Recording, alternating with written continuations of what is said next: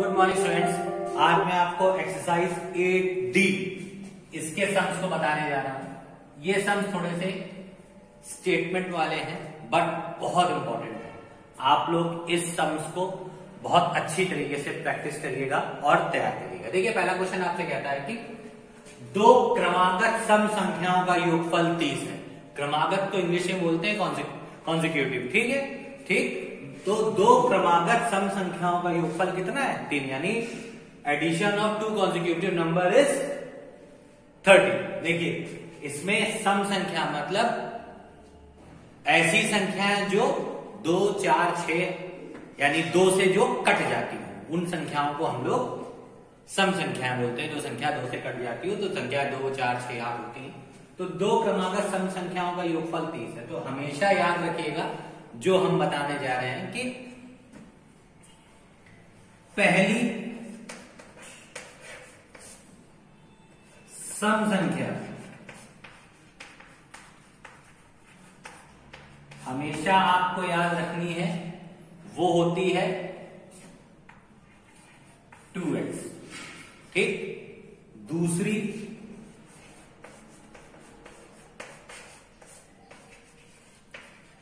क्रमागत सम संख्या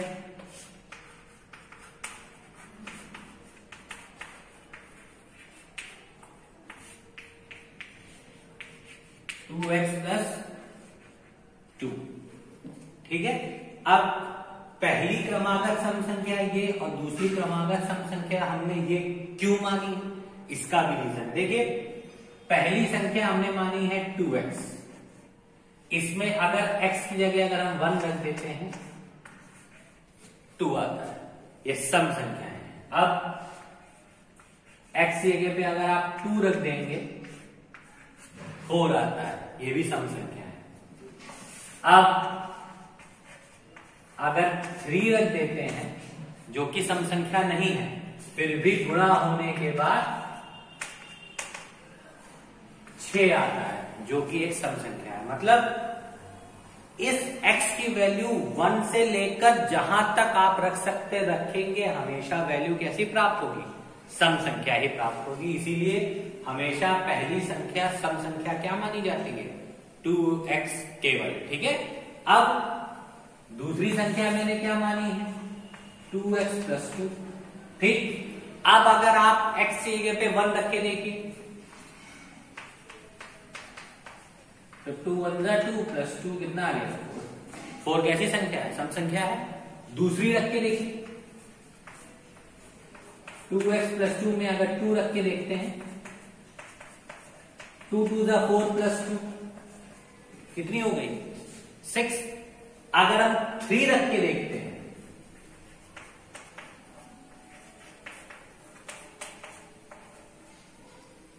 3 2 6 प्लस 3 कितनी हो जाती है?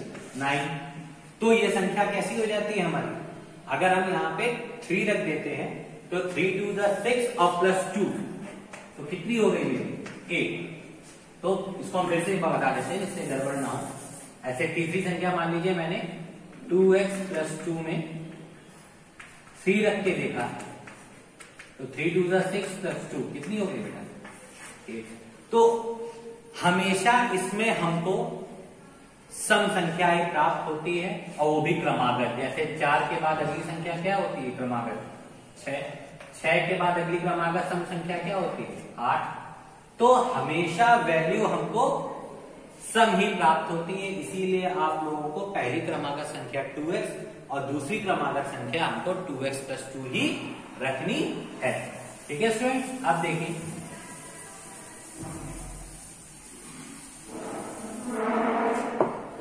आपको संख्या पता हो गई क्या होती है। अब बोल रहा था दो क्रमागत सम संख्याओं का योगफल 30 है। तो यहां लिखेंगे प्रश्नानुसार सम संख्याओं का योगफल 30 है, यानी 2x प्लस 2 इक्वल्स टू कितना? 30। तो 2 और 2 कितने x हो गए? 4x प्लस 2 इक्वल्स टू कितना? 30। तो 4x इज इक्वल्स टू कल वाली बात डिजिट डिजिट एक तरफ रहेगी और जिसके साथ एल्जेब्रिकल डिजिट है वो अलग रहेगी। तो 4x is equal to 30 minus 2, तो 4x इज इक्वल टू कितना 28 और x की वैल्यू निकालेंगे हम लोग 28 अपॉन 4, 4 7 28, यानी वैल्यू क्या आ गई हमारी 7। x की वैल्यू हमको क्या मिल गई 7। अब अगर आपसे संख्याएं निकालने को बोले तो पहली संख्या क्या आ गई 2x यानी 2 इंटू 7 14, पहली सम संख्या 14 हो गई और दूसरी संख्या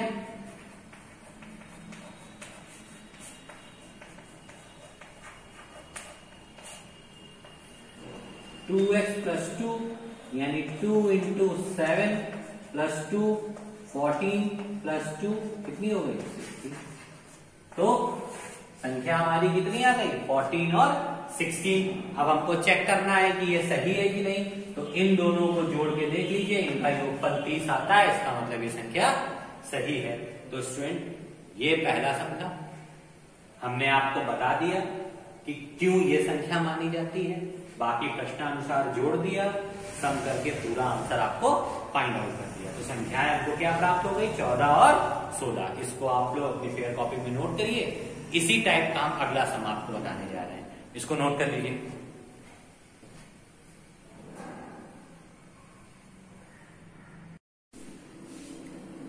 देखिए स्टूडेंट, दूसरा क्वेश्चन दे रखा है, दो क्रमागत विषम संख्याओं का योगफल 40 है, तो उन संख्याओं को ज्ञात कीजिए। अब की विषम संख्याएं क्या होती हैं, तो इसको भी याद रखिए कि पहली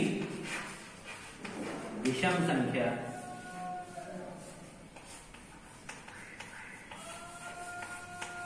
क्या मानेंगे आप लोग 2x प्लस 1, और दूसरी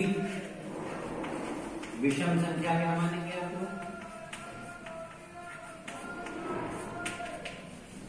2x प्लस 3। इसमें भी आप लोग x का मान 1 से लेकर जहां तक आप रख सकते हैं रखेंगे, तो वैल्यू हमेशा हमेशा विषम आएगी। इसको भी मैं दिखा देता हूं करके, जैसे 2x प्लस 1 है, तो x एरिया पे 1 रखिए क्योंकि 1 एक विषम संख्या है।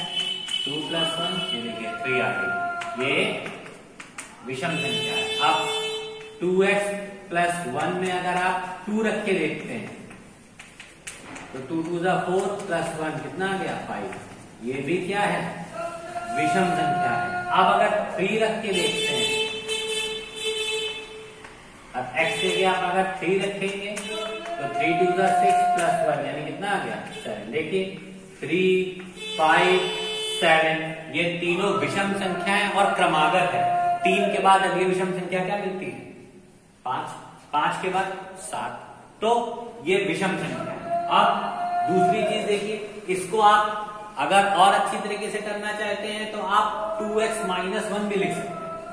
अगर आप यहाँ पे 2x माइनस 1 लिखेंगे तो भी देखिए आपकी विषम संख्या क्या मिल जाएगी, पहली वाली 1, और जब यहां माइनस रख देंगे तो देखिए हम माइनस रख के भी दिखा दे रहे हैं, 4 माइनस 1 क्या मिल जाएगी आपकी 3। यहां पे भी अगर आप माइनस रख लेते हैं तो फिर देखिए मैंने माइनस रख के दिखा दिया, तो क्या आ गई आपकी 5।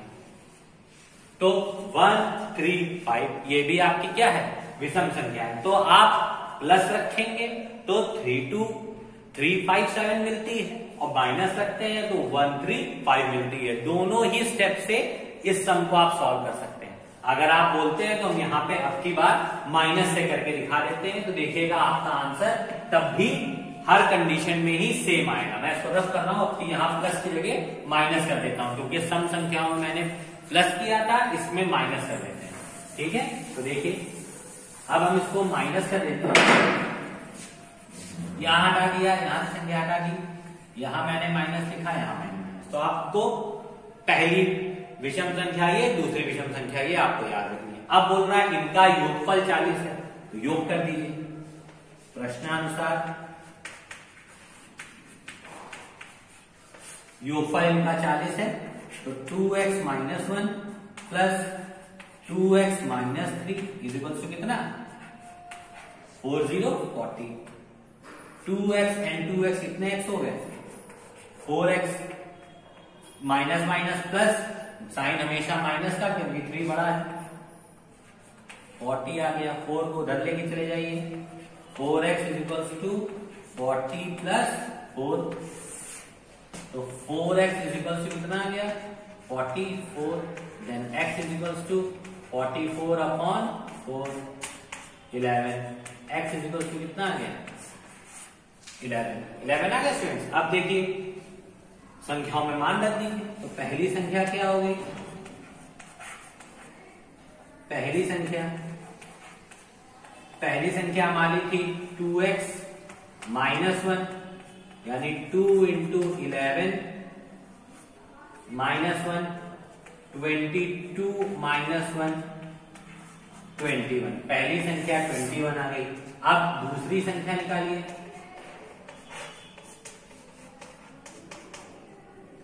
To x minus 3, 2 into 11 minus 3, 22 minus 3, 19। अब मेरा क्वेश्चन सही है कि नहीं, सबसे अच्छा तरीका योगफल कितना दे रखा है 40, इसको और इसको अगर ऐड कर देंगे तो आपको अपने आप 40 आ जाएगा, तो आपको पता चल जाएगा कि इसका आंसर सही है कि नहीं। अगर 40 आ रहा है तो मेरा सवाल सही है, तो 21 में 19 जोड़ते हैं तो 40 आता है, इसका मतलब ये आंसर सही है। तो ये तो हमने माइनस वाले से बताया, इसको नोट कर लीजिए। अगर यही प्लस वाले से करना होता तो देखिए वो प्लस वाला भी गलत नहीं था, मैं उससे भी दिखा दे रहा हूं, आपकी साइन चेंज करता हूं। देखिए ये प्लस, तो जहां जहां माइनस है वहां वहां हम क्या कर देंगे प्लस, तो 3 + 1 प्लस का 4 हो गया, और जब 4 इक्वल टू जम करेगा तो यहाँ क्या लग जाएगा माइनस, और जब जहां यहाँ माइनस आ जाएगा तो यहां से डिजिट क्या हो जाएगी थोड़ी सी चेंज हो जाएगी। देखिए मैं आपको दिखा देता हूं प्लस वाले से कैसे आएगा 36, और जब 36 से आप डिवाइड करेंगे 4 को तो 4 9 का 36, x इज इक्वल टू कितना आ गया 9। अब जब संख्या में मान रखेंगे तो अब पहली संख्या आपको क्या मिलेगी, पहली संख्या आपकी आ जाएगी 2x + 1, यानी 2 इंटू 9 + 1, 9 2 18 + 1 19। देखिए तब भी पहली संख्या 19 आ रही थी, प्लस रखने पे भी पहली संख्या 19 आई। अब दूसरी संख्या हमारी आ रही थी 21, अब की बार भी 21 आएगी। जब दूसरी संख्या निकालेंगे आप लोग 2x + 3, तो 2 इंटू 9 + 3, 9 2 18 + 3 कितना आ गया 20। तो चाहे आप प्लस से करिए या आप माइनस से करिए, आंसर आपका कॉमन ही आता है। अगर आप 2x + 1 2x + 3 से करके देंगे तो भी हम आपको फुल मार्क्स देंगे, और अगर आप इस प्लस की जगह माइनस करके देंगे तो भी हम आपको फुल मार्क्स देंगे, क्योंकि दोनों ही कंडीशन में आंसर हमारे सेम आते हैं। आंसर चेकिंग का प्रोसेस सेम होता है कि दोनों को ऐड करो वैल्यू 40 आती। तो आप चाहे तो प्लस वाले प्रोसेस को नोट कर लीजिए, या आपको अच्छा लगा तो माइनस वाले प्रोसेस को भी नोट कर लीजिए। अब इसके बाद लास्ट सम है वो मैं आपको बताऊंगा, और इसके बाद आगे के सम अपने नेक्स्ट वीडियो में बताऊंगा। तब तक एक सम और बताने हैं, आप प्लस वाले मेथड को भी एक बार नोट कर लीजिए।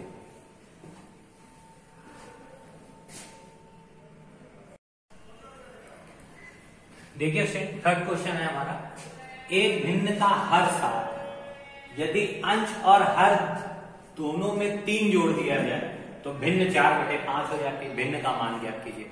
भिन्न हमेशा क्या होती है, याद रखिए भिन्न जो हमारी होती है वो हमेशा x और y होती है। ऊपर वाले को हम बोलते हैं अंश और नीचे वाले को हम बोलते हैं क्या। अब देखिए इसमें भिन्न का हर 7 दे रखा है, यानी y का मान हमारा क्या दे रखा है 7, तो y को हम हटा देंगे और इसकी जगह पे हम क्या लिख देंगे, इसकी जगह पे हमने ये लिख दिया 7। ठीक है स्टूडेंट, समझ में आ गया। अब क्या रहा था, यदि अंश और हर में 3 जोड़ दिया जाए तो देखिए भिन्न हम वापस लिख रहे हैं, यहां डालना है प्रश्नानुसार। हमारी भिन्न आ गई x/7। कह रहा अंश और हर में 3 जोड़ दिया जाए। तो देखिए ये लिखा और ये मैंने 7 लिख दिया क्योंकि भिन्न हमारी यही हो गई थी। अंश में भी 3 जोड़ा जाए, हर में भी। तो ये लीजिए, ये ऊपर 3 और ये मैंने नीचे 3 ऐड कर दिया। तो भिन्न का मान 4/5 हो जाता है, यानी बराबर 4/5। ठीक है। पेपर कैसे करना है, पहले x/y लिख लीजिए। हमको पता है हर दे रखा था, तो y को हमने रफ किया और y की जगह मैंने क्या लिख लिया 7। तो भिन्न हमारी क्या हो गई x/7। और इसके बाद बोल रहा था अंश और हर में 3 जोड़ दिया जाए, तो दोनों में मैंने 3 जोड़ दिया। भिन्न लिखा +3 दोनों में कर दिया। भिन्न का मान 4/5 हो जाता है, 4/5 कर दिया। अब देखिए प्रोसेस क्या होता है। इसके बाद क्रॉस मल्टीप्लीकेशन, जिसको मेरी लैंग्वेज में क्या बोलते हैं, कैंची गुणा। अब करेंगे, क्या होगा 5x+3 और 4 7+3। ठीक है। अब देखिए ब्रैकेट ओपन करना है तो 5 का अंदर मल्टीप्लाई करना होगा। 5 × x, 5x plus 5 × 3 15 is equals to 3, sorry is equals to हमारा है 4। 7 + 3 ऐड हो जाएंगे तो यहां हमने लिख लिया 10।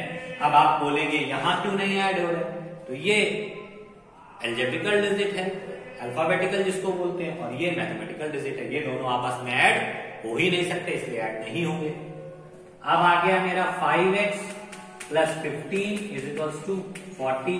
5 को उधर 15 को वहां लेके चले जाएंगे, तो 40 - 15, तो 5x is equals to 25, then x is equals to 25/5, 5 5 = 25। तो x इज इक्वल्स टू कितना हो गया बेटा, x इज इक्वल्स टू क्या आ गया 5। अब भिन्न हमने क्या मानी थी स्टूडेंट्स, ये भिन्न मानी थी, तो भिन्न में x की वैल्यू रख दी थी, तो भिन्न हमारी क्या हो जाएगी, भिन्न हमारी ये थी x का मान आ गया है 5, तो भिन्न हमारी कितनी हो गई 5/7। ठीक है स्टूडेंट्स, कोई दिक्कत तो नहीं, सम इजीली समझ में आ गया होगा। बहुत इजी वे में बताया है आपको, आगे के सम भी मैं इसी इजी वे में बताऊंगा। आप लोग सम को अच्छी तरीके से नोट कर लिए, पर वीडियो को देखा जरूर करिए, समझा जरूर दें, क्योंकि जब तक आप लोग किसी भी सब्जेक्ट की वीडियो हो, चाहे केवल मैथ्स की नहीं बात कर रहा हूं मैं सब सब्जेक्ट्स की बात कर रहा हूं, कि आप लोग सब सब्जेक्ट की जब वीडियो देखोगे तब आप लोगों को पढ़ने में भी अच्छा लगेगा और आपको पता भी चलेगा कि क्या हो रहा है चैप्टर्स में, चाहे मैथ्स हो, साइंस हो, इंग्लिश हो, कोई भी हो। ठीक है, तो स्टूडेंट्स आप लोग इसको नोट करिए और जहां कुछ ना समझ में आए तो मैसेज या कॉल के थ्रू हमसे पूछिए। Now thank you and have a nice day.